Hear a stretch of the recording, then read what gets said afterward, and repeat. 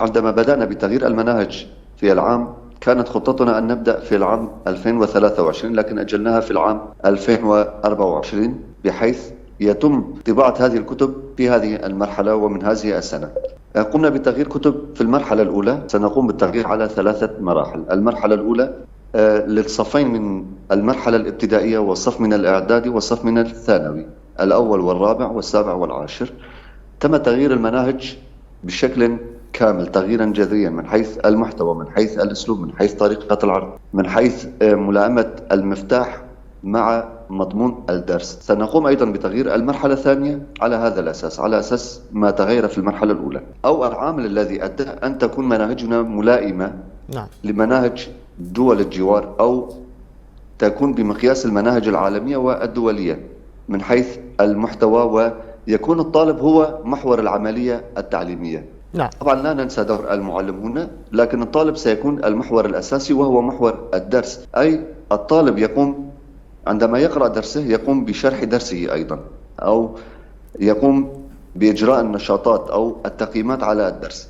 طبعا انتهينا في 15 من أيلول من المرحلة الأولى، وبدأنا بوضع الخطط والاستراتيجيات للمرحلة الثانية. أيضا بدأنا بالمرحلة الثانية. الجدول الزمني المخصص لهذه المرحلة هو أن ننتهي من المنهاج أو من تأليف المنهاج في الشهر الرابع، في 15 من نيسان، ليتسنى لنا طباعته، مناقشته، ثم تعديل الملاحظات أو المقترحات التي ستأتينا من والمقاطعات في شمال وشرق سوريا، ثم مرحلة الطباعة ليكون جاهزا يتم إرساله إلى المدارس في بداية العام الدراسي.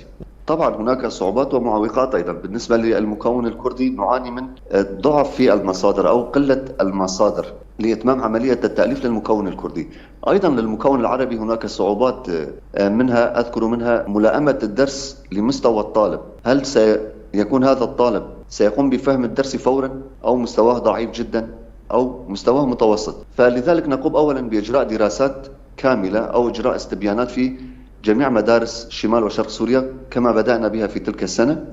قمنا بإجراء استبيانات في مقاطعة الجزيرة فقط لجميع المدارس وجميع المدن، وعلى أساسها قمنا بتأليف هذه المرحلة. حاليا لا يمكننا التقييم لأن المناهج حديثا نزلت إلى المدارس ولم تصل إلى كافة المدارس أيضا بعد، ومنها معوقات الطباعة أيضا، يتم تأخير إرسال المناهج إلى المدارس. حاليا لا يمكنني أن أقدم أي تقييما على مستوى ملائمة المنهج للطلبة، لأن السنة الدراسية في بدايتها.